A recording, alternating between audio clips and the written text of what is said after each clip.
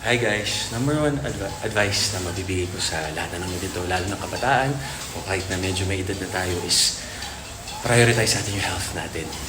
Kasi wala ibang mag-aalaga niya kundi sarili natin. Kawawa naman yung mga mahal natin sa buhay kung magiging pahirap tayo sa kanila.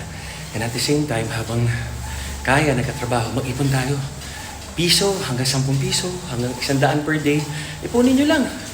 Ano na lang yan, para wag sanang kailanganin, pero kung magkasakit tayo, may emergency, may ipon tayo. May magagamit, mapagkukuhanan tayo, hindi natin kailangan mangutang, hindi natin kailangan mangabala ng iba. At the same time, kung nakarami na yan, kaysa unahin yung mga bagay-bagay na hindi kailangan, bili tayo ng lupa. The best investment. Babayad lang kayo ng property tax every year. In time, mag-a-appreciate yan, lalo na kung maganda yung lugar. Trust me. Yun ang best advice na bibigay ko sa inyo. Mahalin nyo at alagaan ang sarili nyo at mga tao sa paligid nyo. At mag-ipon.